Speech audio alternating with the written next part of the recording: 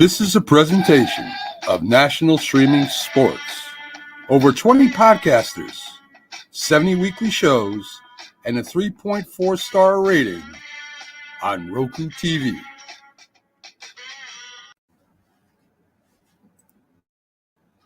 Sports Memories with Mac, Jack, and Doc on Northeast Streaming Sports.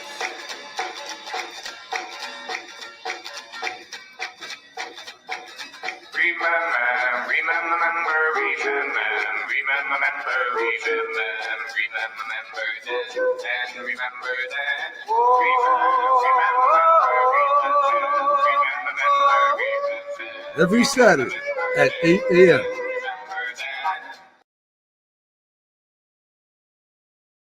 And welcome to the Sports Memories Show here today as we go over some of the greatest players, events, anything that has to do with great sports memories. And we're going to go over today, as you see below the show, we're going to have the Dimaggio brothers. There were three of them, two that were really excellent. James is going to tell us all about that. Jack's going to hit us up with some of the great gold medal Olympiad champion heavyweight fighters. And they always talk about what would happen if a team like, say, the Georgia Bulldogs would play the worst NFL team in the league. Would they win? Of course they wouldn't, but there was a time the college all-stars played the National Football League champions, and we'll be talking about that too. Good morning, everyone. How you doing? Welcome in, and hope you enjoy the show.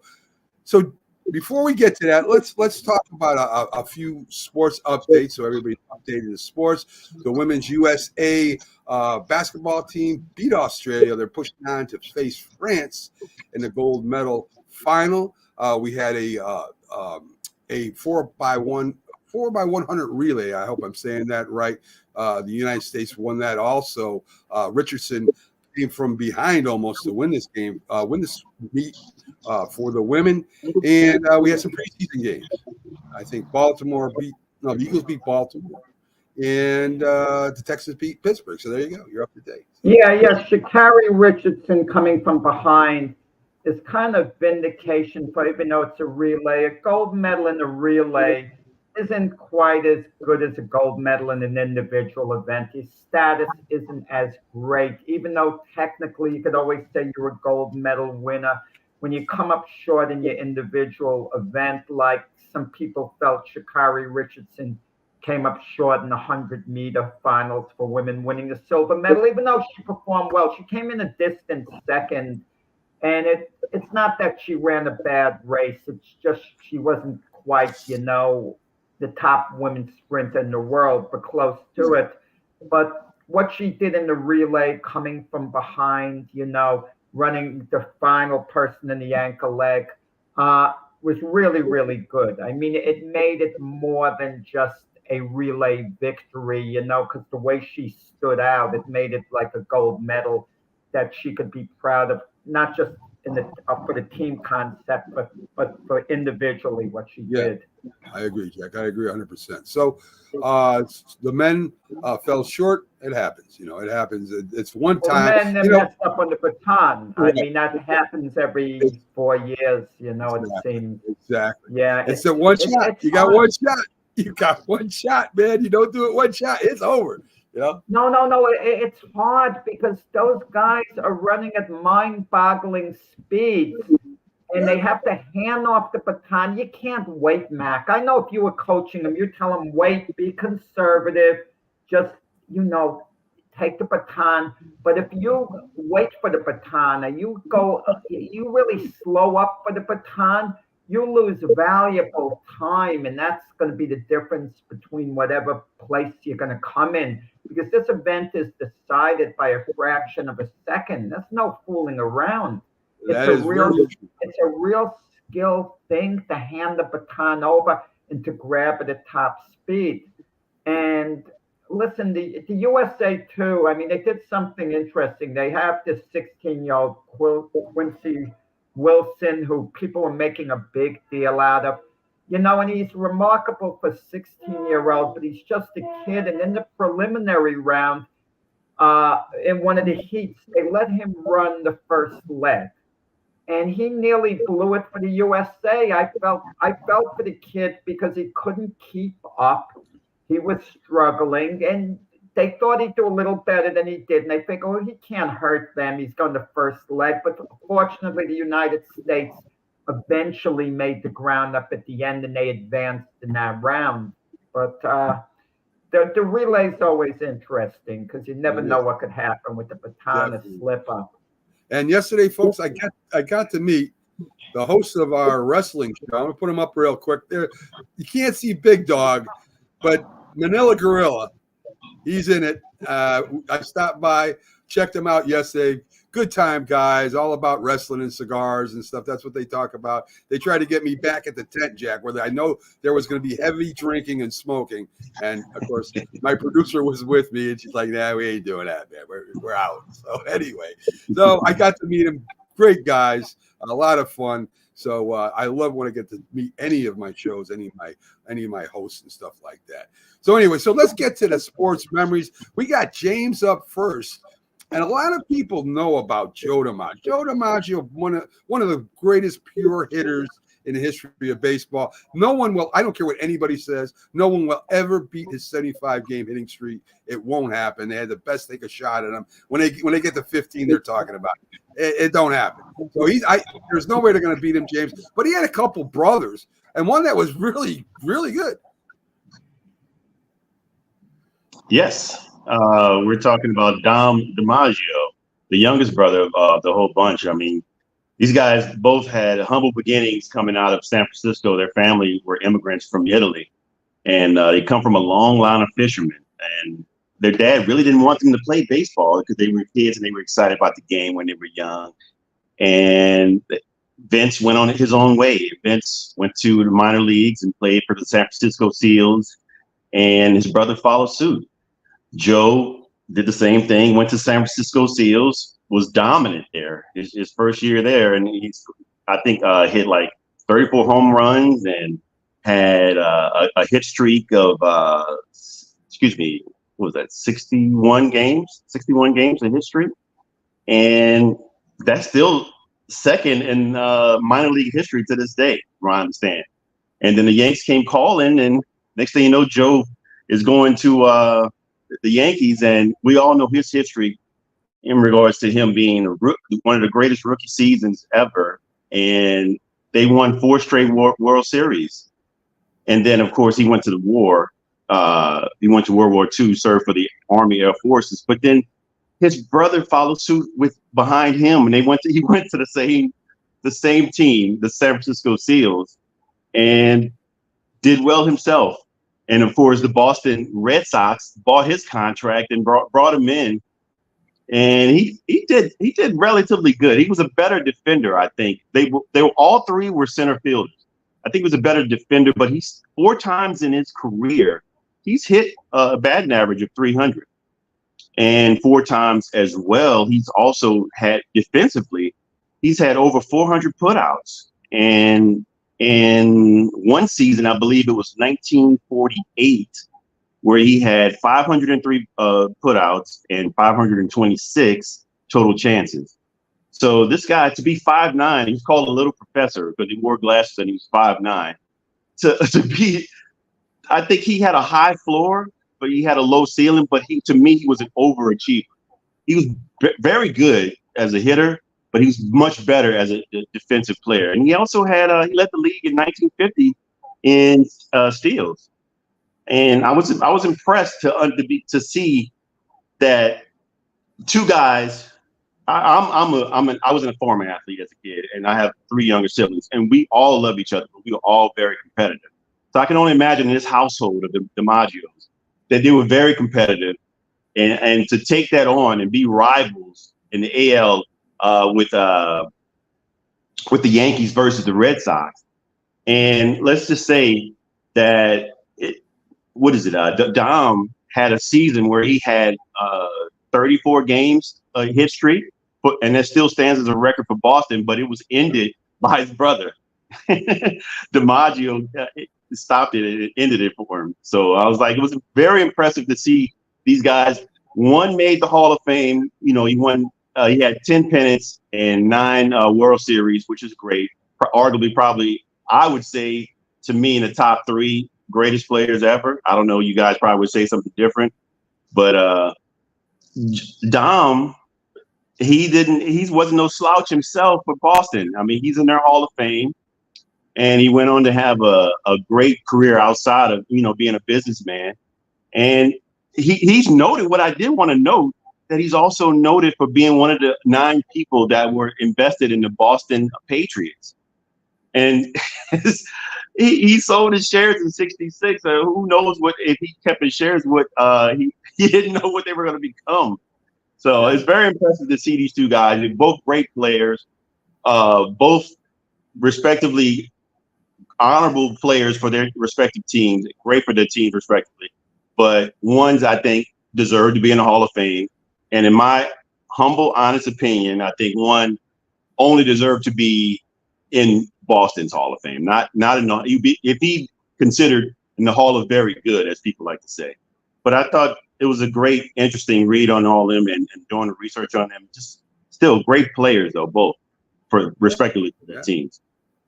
No, yeah. Go ahead, Matt. No, go ahead, Jack. I was going to say, go ahead. It's interesting about being in a brother's shadow. Dom DiMaggio wasn't his brother's shadow. We have a lot of cases in sports where brothers, are performing at a high level and they're not in one another's shadow, like the Kelsey brothers. Neither's in the other's shadow. The Manning brothers, neither was in the other guy's shadow. Shannon, Sterling Sharp, neither was in the other guy's shadow because they were elite performers. But Dom DiMaggio was an elite performer. Still, he was in his brother's shadow. But the Boston Red Sox fans, and Mac gets a kick out of this, they had like a little song about the DiMaggio brothers where they tried to boost their guy up. As I remember, it went like, who hits the ball and makes it go? Dominic DiMaggio, who runs the bases fast, not slow. Dominic DiMaggio, who hits the ball and makes it go, who runs the bases fast, not slow, who's better than his brother Joe. Dominic DiMaggio. They love to chant that. That was their version of giving it to Joe DiMaggio to harass him. Okay? Late on, Red Sox fans would tease Darryl Strawberry by going, Darryl. But at that time, it was a song. It was like a different culture, but they were proud of their guy. He was a heck of a player. Listen, was he in the league of, let's say, a Johnny Damon who came later on? I don't know, Mac, what you think of that. That's more of a comparison because Joe DiMaggio was obviously better, but Dom DiMaggio at his best can hold his own with Joe DiMaggio. He wasn't outclassed as a player. He wasn't outclassed. Yeah, that's a great comparison, Jack. I didn't even think of that because he was an offensive player getting on base a lot. And I was talking to James before the show, and right now the on base percentage is one of the first things they look at when they pay when they talk contracts. They talk about on base percentage. It's sort of similar to a Roy White or another player of different eras where that was kind of overlooked. You didn't get a hit. You walked. It was kind of a failure. You didn't get a hit. It was ridiculous. It was ridiculous. The mindset. I don't know whether James realizes it back in the day. Even when I played ball as a teenager and was given a shot coming off the bench, I get up 4 times. I walk twice, and I'm thinking I got on base twice. And they say, no, you went 0 for 2 otherwise, even though one of the other 2 outs, I got to run in from third base and ground ball. But that was the mindset. Look at your batting average. It's but true. We still are spoiled to a degree because that's what stands out in the box scores prominently, batting average. And we use that as a guide. And we get fooled and we overlook walks, Who cares how someone gets on base as long as they're getting on? But people do care. Like James mentioned his on-base streak or something before. When we talk about Joe DiMaggio's 56-game hitting streak, well, Ted Williams has the on-base streak of 84 games. What should be considered more impressive? That should be up for debate. I agree. And, Jack, when I played baseball in the senior leagues, when people were on, I was up to swing. You know what I mean? It was a mentality. You didn't go up there to walk. I mean, if I was leading off, I just wanted to get on base, definitely. But when people are second or first to third, I'm going to drive him in. That was my mentality. Don't walk. So I would take swings at pitches I shouldn't take swings. I mean, you know, it's crazy. And what Jack is saying is 100% true. Well, So, the mindset. anyway, No, but just the mindset in baseball, since we're talking about the Dimaggio brothers in baseball, was so different back in the Yes. day. This 1973 playoffs, Game 5 to decide who goes to the World Series, the Mets and the Reds. Tom Seaver's taken out of the game with 1 out in the 9th inning with a 7-2 lead, one guy on base. And I remember someone telling me Seaver choked again. He couldn't go the distance. In this day and age, they would have said Seaver pitched a masterpiece under pressure. yeah. But the idiot at that time figured, oh, Seaver couldn't get it done because he couldn't go all the way and get a complete game. Ridiculous. But he had a lot of company in that mindset. That's right. You know, it You're made no 100% sense to me then, and now it wouldn't make any sense to anyone. But back in the day, it made a lot of sense to Yeah, people. 100% right.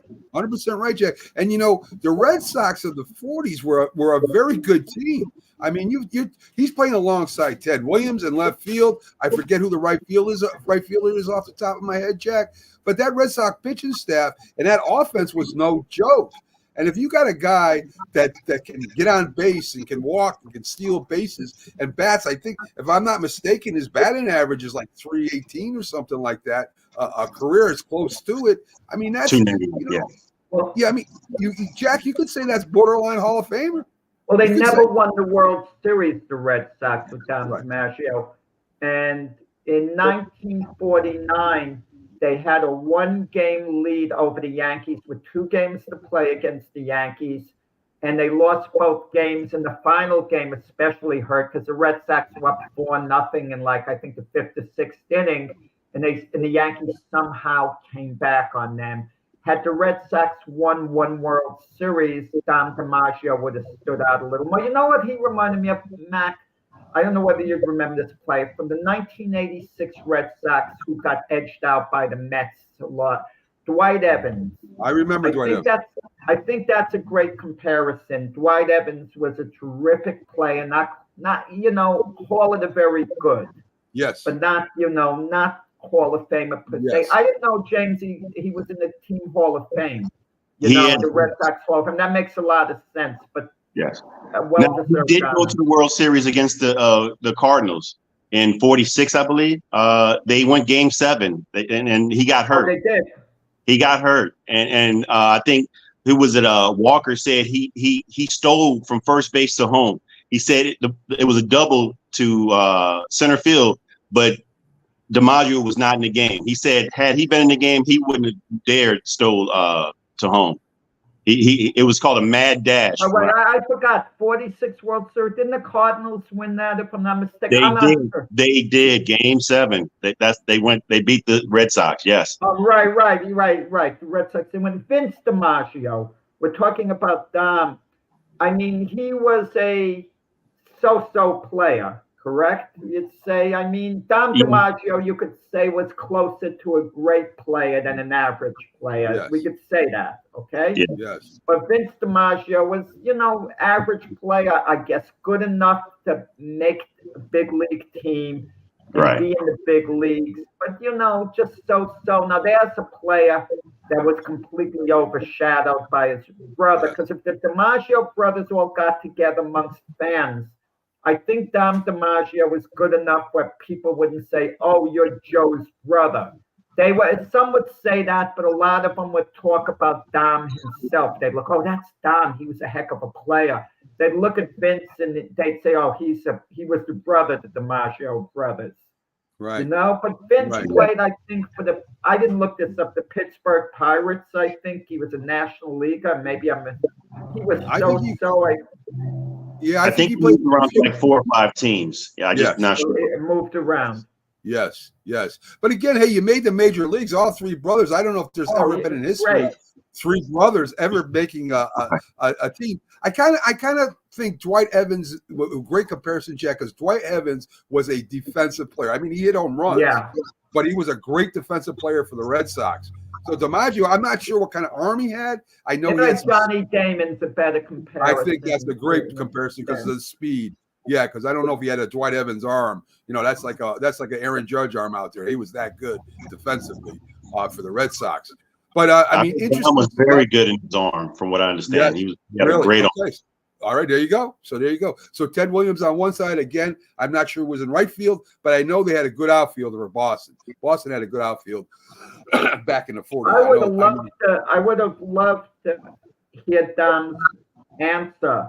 And in that day and age, they weren't as controversial as today. And even if they gave a controversial answer, it wouldn't have gone crazy. If they asked Dom, who's a better player, your brother Joe or Ted Williams? Because people always used to compare Ted Williams with Joe DiMaggio. And would he have? That's his teammate too. Would he have said, "No, I think Ted's better than my brother"? Or if he said, "My brother Joe's better than Ted," that would have been fun to hear in that. Right, exactly. So I mean, and I didn't know he bought in the Boston Patriots, which were the original AFL teams, one of the original AFL teams. He had shares. I don't know if I mean, when they went to the NFC, the NFL, their stock would have went up. I don't know if he would have hung in there till 85 when they went to the Super Bowl. Their stock would have went up. So maybe you're right, James. I mean, maybe this guy could have made millions off of that stock if he decided to hold on and sell it later. So that's interesting. From what I understand, he made a lot of money then. He put 100,000 in shares and $1,000, and he made 400 off of it total.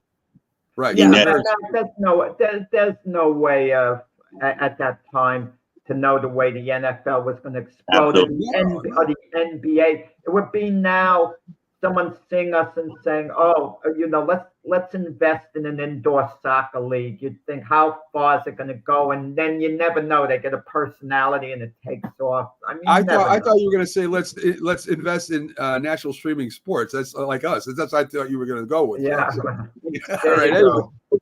So we Jack, invest time. Yes, we got it. No, I'm talking about investors. We'll take it at any time. Jack, yeah. Great topic for you. One time the Olympic boxing was through the roof. That's one of the only things I wanted to watch. I wanted to see USA against Cuba. I wanted to see USA against Russia. I wanted to see the top heavyweights, amateur heavyweights fight. And it's kind of fallen off a little bit to a lot. But Jack, hit us up with some of the great gold medalists, heavyweights from the past. Right. I'm not going to get into anything until 1956 because before that it was so. None of the heavyweight gold medalists really made their mark, and it wasn't considered a big deal. Maybe because you didn't have the TV and everything. Yeah. So, but in 1956, the first one of note, I guess, for the United States. Well, in 52 there was Ed Sanders, but in 56. Pete Rademacher. And how did he make his mark? After winning the gold medal, Pete Rademacher from Seattle, his first professional fight, he fought for the World Heavyweight Championship. And it's not like today where there were 4 sanctioning bodies and you can fight a belt holder and all these guys, are calling themselves, champions. Floyd Patterson, everyone was an undisputed champion then for the most part, everybody, So he fought Floyd Patterson for the World Heavyweight Championship, the only one in his first fight. Patterson had a weak chin. That was his one weakness.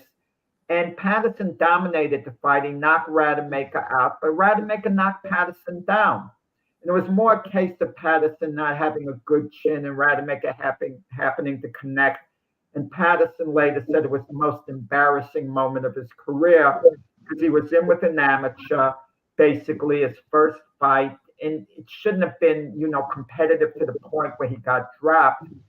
But Patterson's manager was Cus D'Amato, who later, became even more famous, handling Mike Tyson. And he was very careful with Patterson, very, very protective. He would avoid the hardest challenges. He'd avoid fighters like Zora Foley, Eddie Machin, perennial top contenders. He avoided Sonny Liston at all costs until Patterson a man of great pride overruled him. Okay. By the way, Patterson himself in 1952 was a gold medalist as a middleweight. Later Right. grew into heavyweight. So he wasn't a heavyweight gold medalist, but Patterson was a gold medalist. Then in 1960, Cassius Clay, later Muhammad Ali, was a gold medalist as a light heavyweight. When we talk about the heavyweight gold medalists, Ali wasn't a heavyweight gold medalist, okay? Ali charmed everyone during the Rome Olympics. Clay with his personality, he was so happy-go-lucky. And that it, but in 1960, just a quick note, they have an award, the Val Baker Trophy for the most outstanding boxer of the Olympic Games. And it was Nino Benvenuti from Italy, who later became known as a pro, winning the world middleweight title a couple of times. He was considered the outstanding boxer of those games. But back to heavyweight gold medalist, 1964 was Joe Frazier. Okay? Yes. And they said Joe Frazier's style wasn't conducive to the amateurs, where, you're better off sticking, moving, jabbing, rather than wearing a guy down because you only have 3 rounds. But Frazier was lucky to be able to participate in the Olympics because he went there as an alternate. He lost, in the Olympic trials and in the box offs to Buster Mathis. Buster Mathis, really good heavyweight, but Mathis broke his thumb, so he couldn't fight. Right. So Frazier, who was the alternate, was given the opportunity and cashed in. 1968, it was George Foreman who won the gold medal, and Foreman became very popular temporarily in 1968 because that was when John Carlos and Tommy Smith, held up the gloves in the Black Power, and not a Black Power salute protest, let's call it, over the conditions in the United States. And when Foreman held the flag out, it wasn't in protest or to put down what Carlos and Smith was doing. Foreman was just proud, to represent the United States, but there was a backlash in some quarters, like, that you're going against Carlos and Smith. But Foreman makes his professional debut about 9 months later, June of 1969. And even though he knocks his opponent out, the crowd in Madison Square Garden is practically booing him out of the ring because he overpowered his opponent, whatever. So much for all this popularity. It's very fleeting, and that's the way things are today, with legacy.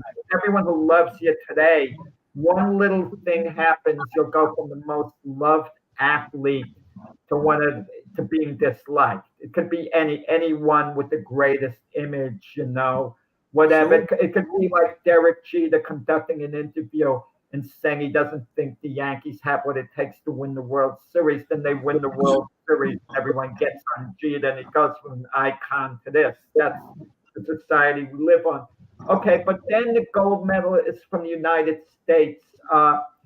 Didn't quite have the same level of success in 1976. In 1980 and 1984, 72, 76, and 80, Teofimo Stevenson from Cuba won the 3 gold medals. Right. And he knocked out Dwayne Bobbitt, a touted American, in 72.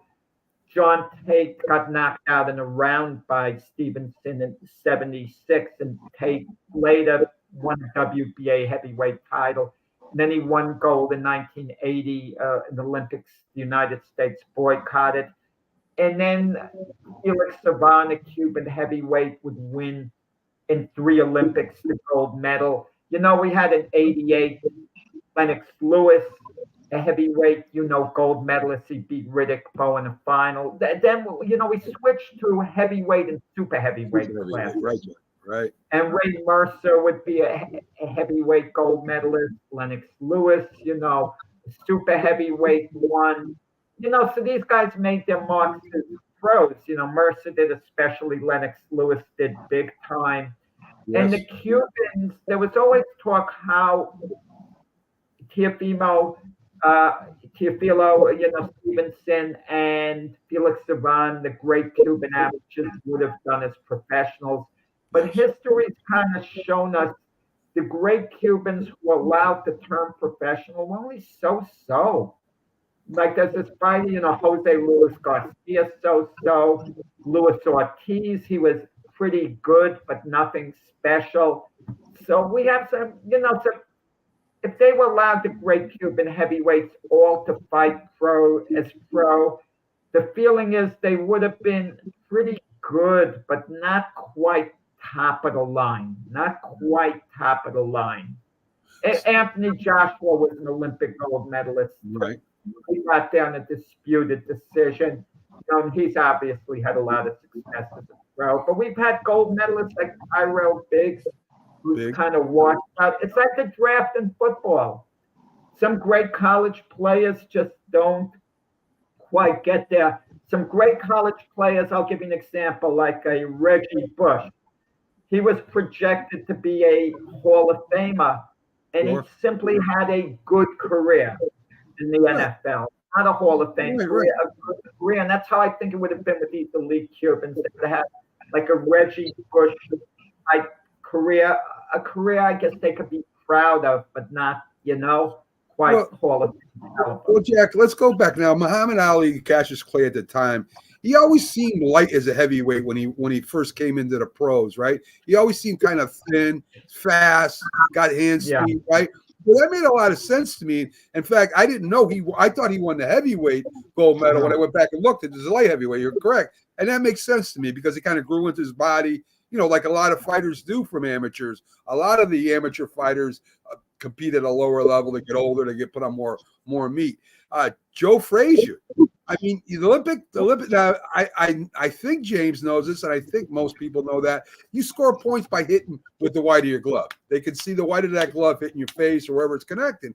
Joe Frazier is one of those guys that are going to go out there and hit you like this, man. He's going to come in and he's going to power punch you. So, I mean, as Jack said, very unorthodox Olympic fighter to win. I don't think he knocked him out either, did he, Jack? I think he won it. Did he win it? No, he won by decision.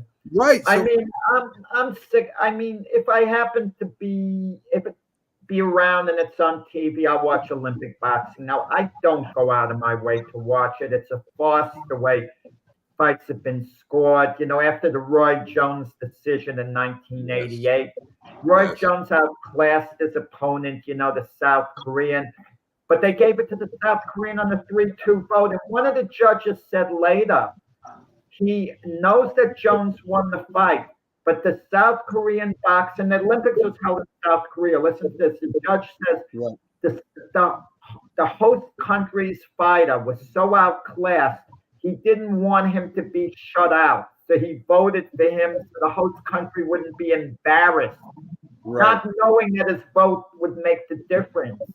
And the Olympic Committee, and this is how pathetic they are. They voted Roy Jones the outstanding boxer in the 1988 Olympic Games, but he was a silver medalist officially. So how are you voting him the outstanding boxer at the Games?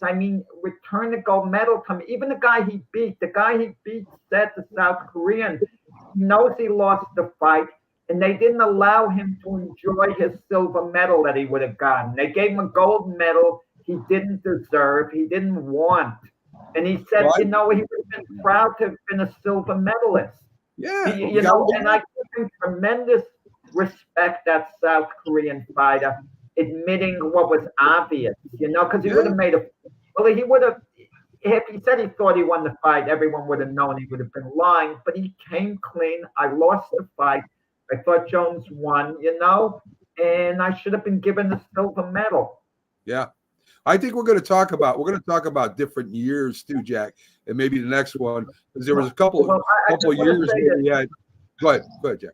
I just want to say with the Olympics, with the popularity, it made a big difference in marketing to Sugar Ray Leonard and Oscar De La Hoya. Sugar Ray Leonard, 1976. It helped all the medal winners. Well, Jack, Jack, it was again, and we're going to talk about the 76 year to 70s. I mean, the Spinks brothers. I mean, there were so many boxers that we could watch grow, and that's why I want to get into them topics later. But I'm going to get back to George Foreman. George Foreman, Muhammad Ali, and Joe Frazier, all gold medal winners, all fighting for the heavyweight championship, all you could consider the top 20 heavyweights of all time, right? Ali guaranteed, Foreman guaranteed. Top 20, yeah, easy. And Foreman, Frazier's easily in the top 20. I mean, these guys, this is how much the Olympics were back then. And even though Frazier got in by a not disqualification because the guy hurt his thumb, it still shows how great you had to be in the Olympics to win and how you performed outside, and we don't see that like we did, except for other countries, right? Like you were talking about Lennox Lewis, yeah, one of the greatest of all time. I mean, these guys, the Americans, heavyweight boxing has gone way down compared to overseas, and I think, Jack, you could see it coming with just the Olympics. How we're not, I mean, I know it's not covered, but we're still not winning. You know what I mean? It's just it's crazy. Well, something about boxing, we're not. If you look at other sports, we're doing phenomenal in track and field, the Americans, the men and the women. Right. I mean, I'm really enjoying these Olympics, and the track athletes for the United States in certain events who you wouldn't think would be a factor, like the fact we get a silver medal in the steeplechase.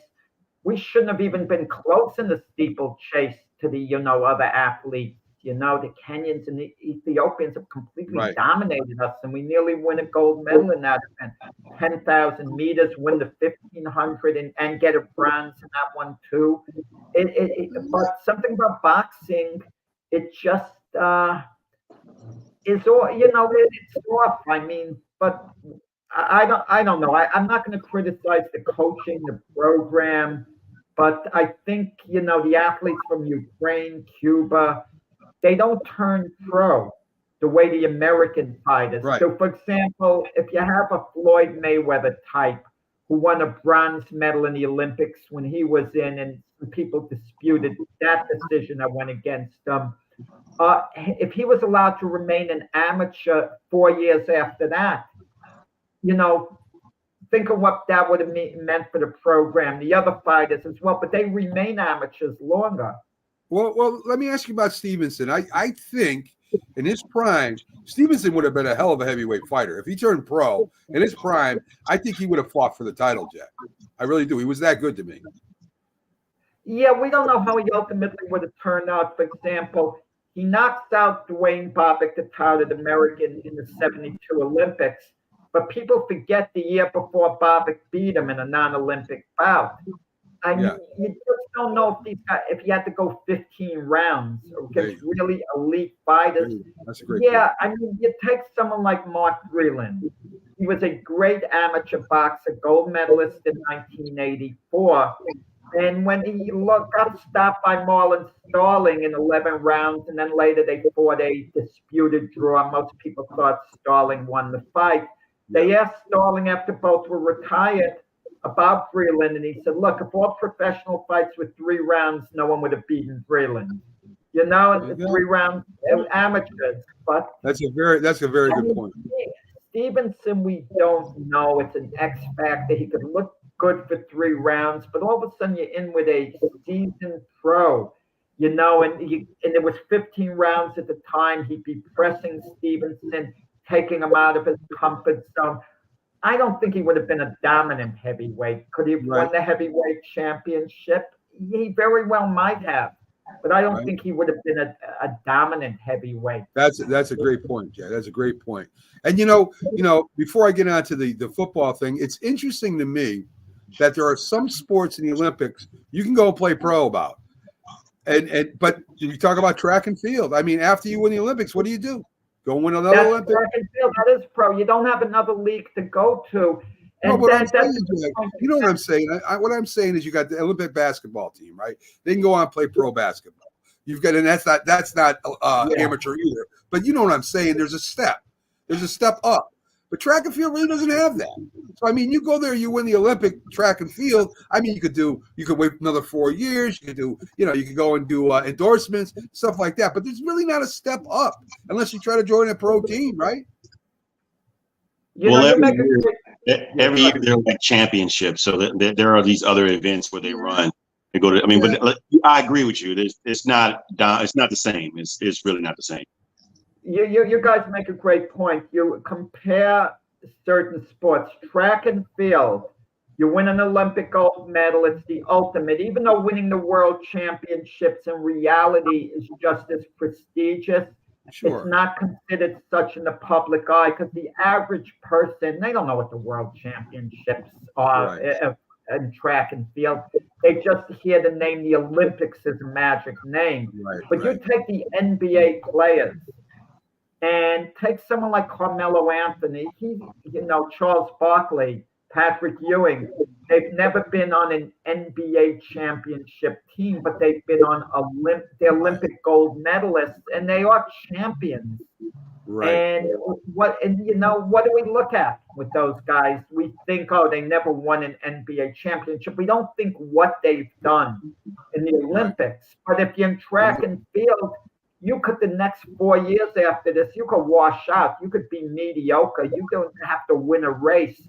And they'll remember you, oh, you're the Olympic gold medalist. You've got to the top of the mountain. And boxing's the same way. After you win an Olympic gold medal, they're looking basically what you did as a pro.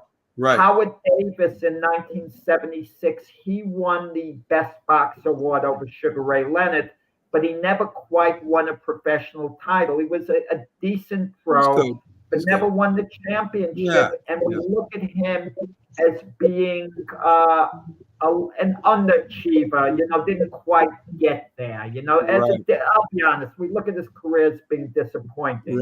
Right. It hurts me to say that because I like him a great deal. It's true. But you have to be honest about it. It's what you do later on in certain sports, as opposed to track and field, swimming, and those sports, gymnastics, and those sports, the Olympics.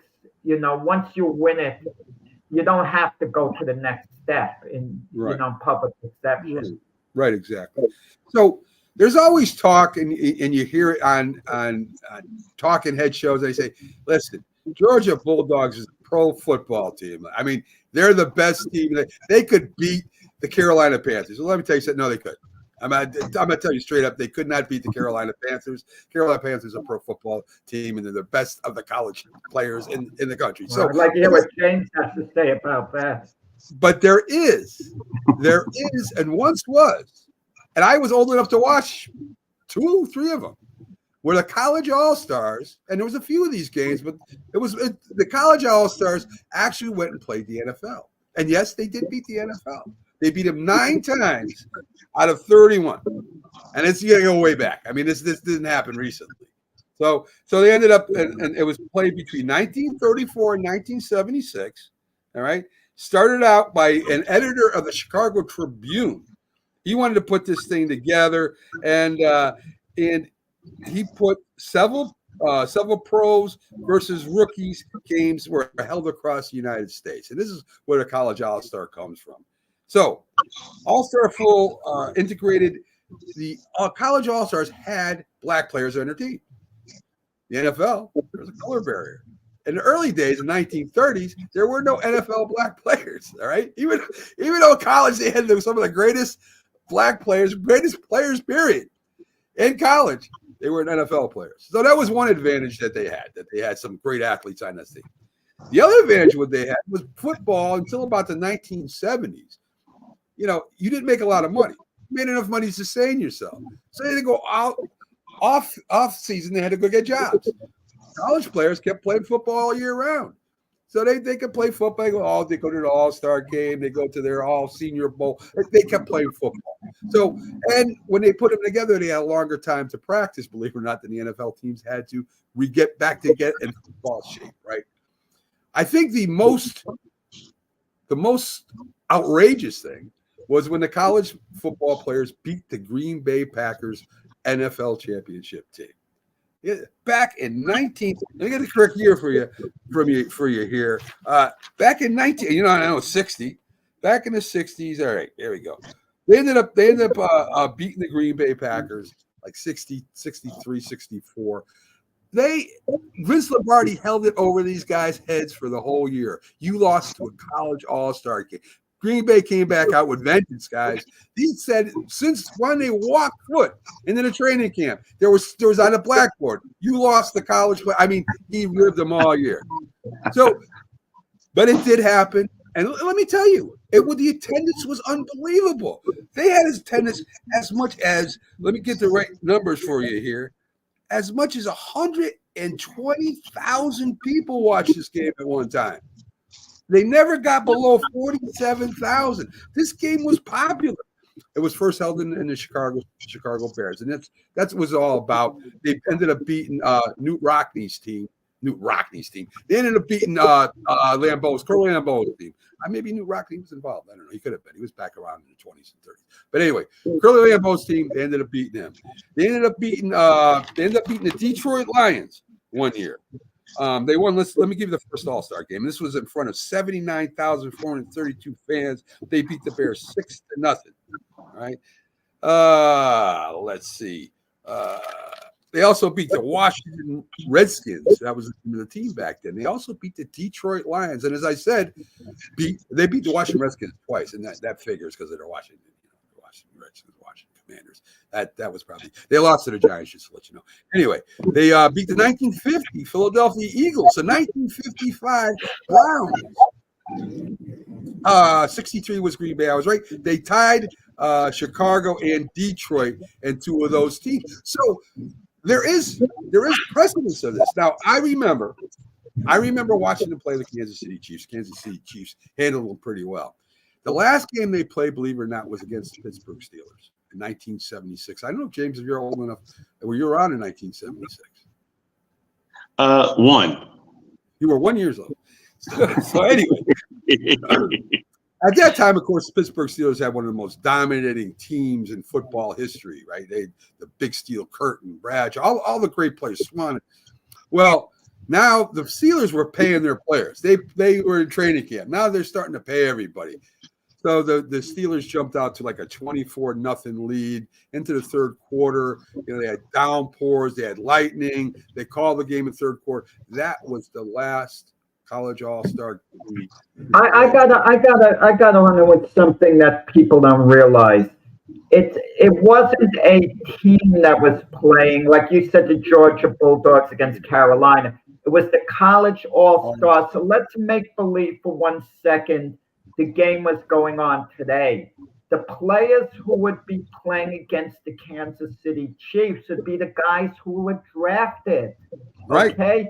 You mean you would have a bunch of rookies and top of the line rookies? You mean to tell me a guy like Brock Bowers, a tight end, wouldn't have success against the Chief defense if they played the game now? He might very well have great success. One of the quarterbacks, Caleb Williams, Jay Daniels, they might have success. I mean, they might have success. Malik Neighbors, Marvin Harrison catching the ball against the Chief defense. So if you take a bunch of guys, you take the first and second round draft choices who were drafted this year, make them into a team, put them against the Kansas City Chief team who isn't in top form yet. They're just, the beginning of training camp, basically. Make that a game. The college all-stars can win in this day and age the same way, just like in the NBA. You have the Celtics come to training camp, the beginning of training camp, and you put them against a college all-star team, they might lose that game same way. It's not just a bunch of kids against men. Yes, it is. Yes, it is. Yes, it definitely is. Can you imagine? Go ahead, James. I mean, I do agree with what Jack is saying, the all-star version of it. I mean, I think we put out that Georgia would go and beat Carolina. No, that not one team. I think there's one team I can think of that might have a shot with one of Nick Saban's when his vaunted defenses. Maybe. I mean, like I agree. I would more so say there'd be more of a chance with having the best players. Well, let me tell you something. No one has a vaunted defense in college. Come on, Let me tell you something. I mean, while back we were talking about. I'm talking about Nick Saban's glory. The Kansas City Chiefs would probably beat them 45-7 and 45-14. There's no doubt in my mind. There is no offensive rookie that can handle Chris Jones. There is no college cornerback that could stop Patrick Mahomes from passing for over 300 yards, Pacheco for running over 100 yards, Kelsey for having probably 12 catches. I mean, Jack, I understand what you're saying. These guys, Mac. I'm not missing an example. Did you see, wait a minute, did you see some of the quarterbacks play preseason in the last 2 games against other rookies? Against bubble players and bubble players in the NFL, they went and they played against. Did you see how they played? Let me count your points. You mentioned Chris Jones is great. Chris Jones is great. But if I have the college all-star team and I sit down and James and myself have the coach and we sit down and say, hey, let's have Joe Alt block him, the 5th overall choice. Maybe Joe Alt gets the job done because he might be a great player going forward. As a rookie in the NFL, you think he's going to have to block him this year, Mac? He's going to have a lot of help. He's going to have a lot of help blocking Chris Jones. He's not going to take Chris Jones one-on-one at every play, or maybe most plays. You're going to have a tight end blocking. You're going to have a tight end. You'll let me finish. You're going to have a tight end helping him. You're going to have a running back chipping him. And guess what? It's not going to matter. Chris Jones is going to still run over him. And so, Matt, there's no offensive lineman that's been a rookie All-Pro. Nobody. I'm not sure, James. Well, you're telling me you're going to put him up against Chris Jones, though. I don't care if he's an all-pro. You're going to put him up with Chris Jones. You're going to put him against. You're going to put these guys. You're going to put these 21-year-old kids up against 28, 30-year-old men. You really believe that's going to work out well for them? You really do. It worked out in the past. It didn't work out in the past, James. You said they won 9 games. They won 9 out of 31, James. That's still 9. And most of these games were won before 1960. The last one was a Well, my Jets, after they won the Super Bowl in 1968, barely held off the college all-stars. College all-stars were coming on. They beat them 26-24. There's a little bit of an X factor. But when they play these games, the NFL teams aren't in top physical shape yet. That's what I just said. But college all-stars are probably in better physical condition. Are you kidding? Do you watch the training these professional football players go through in the offseason? Are you serious? Do you watch the training they go through, Jack? Do you watch the shows on what they do to get ready for training camp?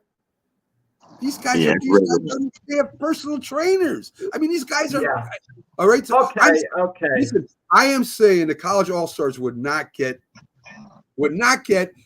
shut out. All right, if they did a college all-star thing, say they had Penix Jr. as their quarterback or whatever. Wait. I like to hear what James has to say. What do you think the college all-stars today, among their draft choices, Caleb Williams was 2 wideouts, Marvin Harrison, Malik Neighbors, Brock Bowers at tight end. Does he have weapons, or Jaden Daniels? You mean to tell me with those athletes, those great receivers, they're not going to be able to. They have a shot, or at least scoring. I mean, staying up in the game with a team. I mean, I'm saying with not probably the best team, but maybe a mid-range to low team, I would say. And they have running quarterbacks who are somewhat elusive. I mean, we don't know how good these quarterbacks are going to be. I know Mac is down on all of them. I have a hunch now Jaden Daniels might be a very good quarterback going forward. He's very mobile too. I'll tell you this. Create plays. I'm telling you the stats. Not even 30% of the first round quarterback choices end up starting. That's just facts. I'm not just saying it's facts.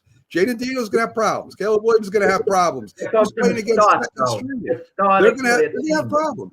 So to play against a team, and like the Kansas, and James is mid team. So who are they going to beat, James? What team do you think a college all-star team can beat a man's pro team? You mentioned the Carolina Panthers, so maybe they. Well, that's not middle, Jack. That's a little. So maybe the Saints. I mean, Saints is like mid. That wouldn't happen, James. You guys win that. You guys win that game. You win it. I mean, it's just you're talking the best. You're saying you got these rookies that are the best. They're the all-stars. What are all those pros that got drafted? Wait. When you have wait a minute. Let me finish, Jack. Let me finish. Are these NFL players, for the most part, former all-stars? Is Chris Jones a former all-star?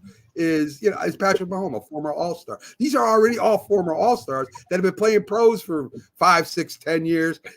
I get what you're saying. It's exciting. It could be a good game against one of these teams. It could be. It could be. But if you're going to go against the best NFL team, it ain't going to happen. If you're going against the Atlanta Falcons, it ain't happening. And that's not happening. Carolina Panthers, if Sonia was here, I would say yes. But I'm not.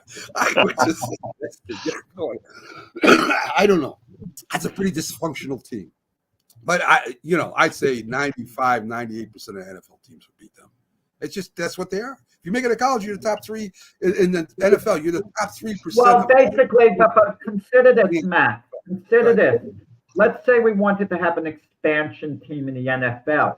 Right. And the new expansion team could put together all the players out of the draft, make up their roster. The whole draft. No other team gets to draft a player until they put their team together. They would get all the elite college players and make them into one team. Yeah. You mean that team couldn't be a force? Think of it. The whole draft. Let me think about some teams that got a lot of draft picks and where they finished. Let's see. The Dallas Cowboys got 20 drafts. I'm exaggerating a little bit. They finished 1 in 15. Right? I mean, I'm just saying, Jack. I understand what you guys are saying, but I mean, it's just go ahead. All right. Let me propose this question. Because you mentioned so many games and they won 9 times, in this day and age, the best college team against maybe a mid-tier team, how many times out of 10 would they win? I think they might win, say, 1 or 2 times out of 10. How's that? They're going to win. That's a big win. I'm just giving you because they would be tired of beating them all the time. That's football. You can have a fumble. You can have interception. I mean, anything can happen, James. I'm saying 80 to 90% of the time, the NFL, the best NFL team kills them. I think 10 out of 10. But if you're talking like the Saints, 8 out of 10, maybe. Maybe they would. Maybe. Listen, if the Chiefs in Super Bowl form, and if they instead of playing the 49ers in the Super Bowl, they played the college all-stars, they would have beaten them by a few touchdowns. Right. I mean, I have no doubt about that. If they're in Super Bowl form at that point of the year, no college all-star team put together, even practicing a while, is going to beat the Chiefs.